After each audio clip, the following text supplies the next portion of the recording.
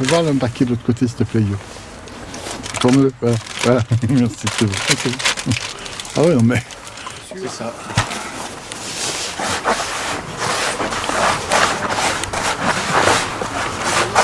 Comment tu vas, Joël? Bon écoute, ça va bien, merci. Ouais, parce que ça fait un moment que je t'ai pas vu, là. Et parce que tu viens plus nous voir. Non mais, c'est surtout que tu veux plus monter en première ou quoi, cochon? Petite panne en ce moment, un peu de réorganisation vie perso. Ah, d'accord. Et puis les championnats, les grands secteurs, on va pas raviver le sujet, mais Ouais. c'est pas toujours tout bon, quoi. Donc voilà, j'ai pris une mauvaise série cette année sur la 2e division. Tant pis. Tu reprends sur descendre 3, c'est ça? Oui, cette année je redescends.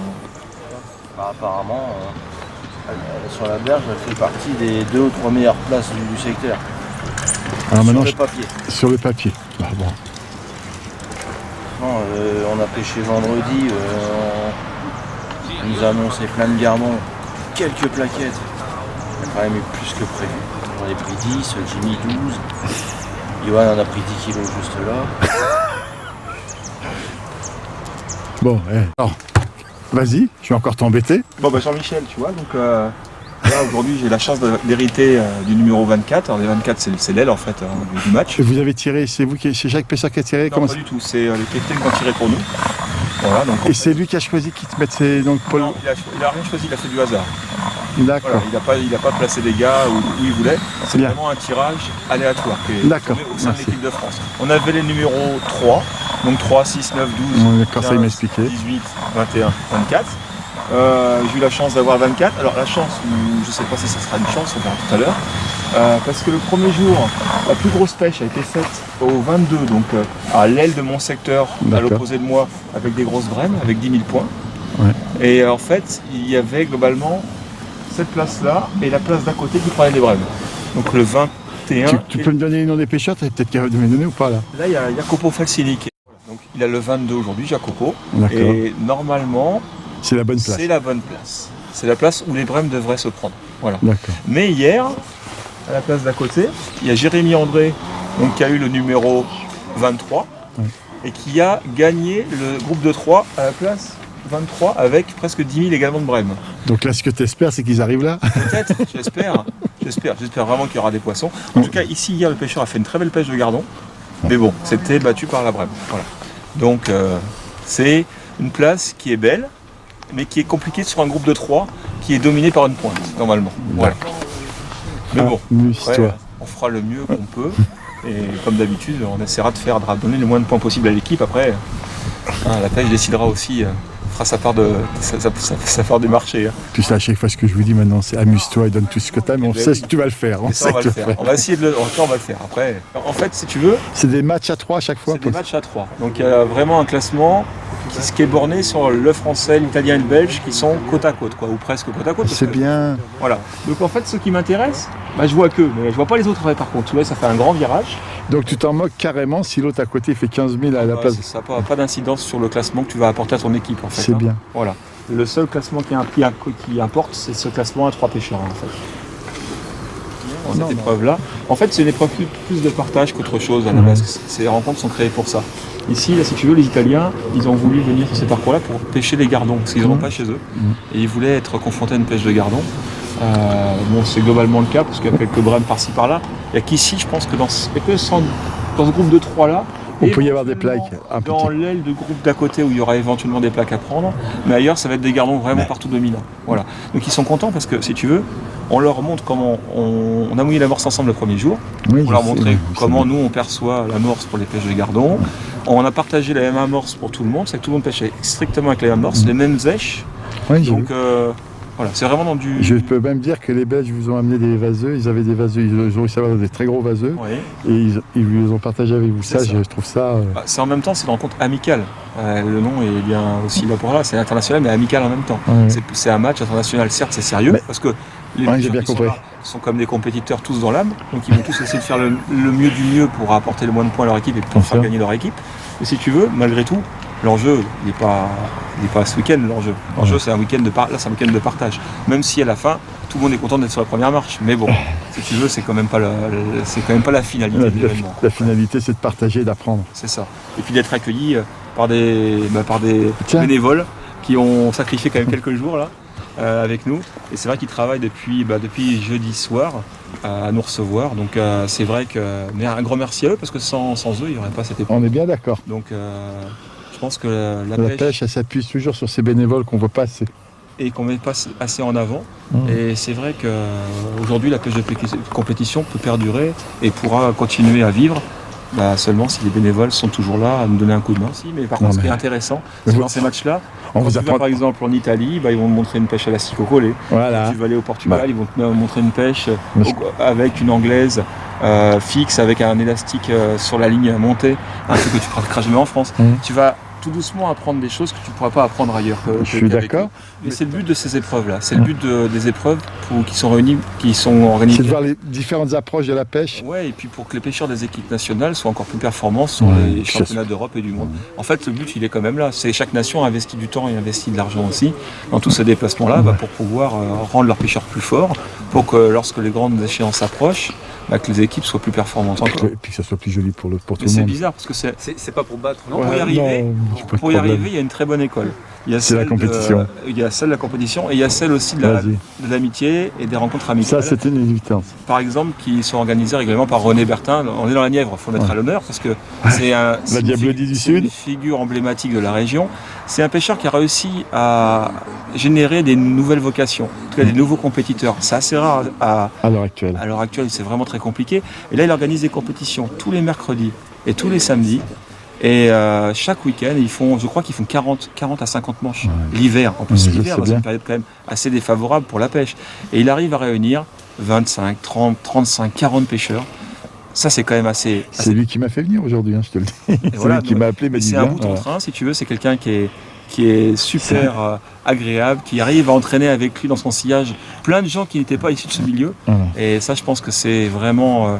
si dans chaque département, on avait un René Bertin, je pense que la pêche de compétition irait bien mieux. Maintenant, c'est comme tout. Ça joue sur des bonnes volontés, ça joue sur des caractères, sur des personnalités. Les gens comme ça, malheureusement, ne sont pas... il n'y en a pas partout. C'est vraiment des cas à Dis part. pas trop de mal de René, il va avoir le melon. Attends. Ouais, mais Allez. je sais, mais j'aime bien ce René. J'aime bien ce René. Ouais, tout le monde l'aime bien. Et ce qu'il fait pour la pêche, c'est très bien. Et puis c'est aussi un très bon pêcheur, ce cochon-là. Oh, pas trop. Ah non, pas trop. Fais-moi plaisir. Oh bah alors, si tu peux dire du mal de René, Pas trop René. À part prendre ses 3-4 gardons. Ah, S'il y t'es a un gentil. poisson-chat ou une brame qui traîne, il a Ah, du mal. merci. Quoi qu'il évolue en ce moment, il en prend une de temps en temps. Mais... Vas-y, dis-le. Salut mon René, on t'aime bien. Je me demandais, il faut que tout le monde le sache. Tu mets tout à la coupelle, Steph? Moi, je vais tout mettre à la coupelle. Et tu penses que toute l'équipe va faire ça? Ou c'est votre stratégie à tous ou pas? Non, je pense que c'est en fonction des affinités de chacun par rapport à ça. Il y en a qui vont amorcer un peu à la main, d'autres qui vont amorcer un peu à la coupelle, ça dépend. Ah, c'est vrai. Ça, on vous le laisse libre. Ouais. Ah bah, allez, expliquez-moi un petit peu. Pour que Alors je comprenne. Jean-Michel, normalement aujourd'hui on devrait être confronté à une pêche de gardons et de plaquettes éventuellement au large. Alors pour les gardons, j'ai monté principalement une série de flotteurs. C'est une série avec une quille assez courte en fait. Ouais. Une forme qui est un passe-partout en fait pour toutes les pêches d'étang. L'avantage, comme sa quille très court, c'est que ça se met très vite en place. L'antenne plastique est assez courte, ça permet de détecter les moindres petites touches. Parce que plus ton antenne est longue sur les gardons, plus tu as du mal souvent à déceler les demi-touches. Là, c'est Est-ce que facile. tu les as recoupées, tes antennes? Non, ils sont tels que. tels que. C'est vraiment, c'est le flotteur, il est vendu comme ça. vendu comme ça. Voilà, donc ça, c'est des SPM 20. C'est le numéro 20. Stéphane Potelet, Voilà, M c'est match match. et numéro 20, c'est la série 20. Voilà, simplement. Et donc je l'ai monté en Est-ce 0. qu'on peut voir ces plombées? Oh bah oui, je peux te montrer ça. Voilà. Ah oui. Donc en fait, tu as en gros 9 à 10 plombs sur la ligne à gardon. C'est souvent les montages qu'on utilise. C'est une plombée assez basse parce que quand on regarde, la ligne fait 15, la masse est à 15 au-dessus. Donc en gros, la masse est à 30 de l'hameçon. Ouais, c'est court. C'est des plombées assez basses. Pourquoi? Parce que c'est les Des pêches gardons. rapides, non? Les gardons, déjà, c'est des pêches rapides. Ils veulent une neige assez stable. Ce qui est hyper important au gardon, c'est le sondage. Il faut que ton antenne soit vraiment à fleur d'eau. Quand tu sondes, il faut que tu imagines que ton neige, elle évolue à ras du fond. C'est pas la peine de la poser par terre, c'est quand même moins bon. Et donc j'ai monté ces flotteurs-là en 0,4, 0,6, 0,8 pour la pêche de bord. Voilà. Alors après, pour le large, j'ai monté un flotteur un peu particulier, qui a une forme très originale. Je sais pas si tu vois bien, mais Si. Et ça, ce sont les SPM 07. Alors, on les a développés exprès pour les pêches de brème.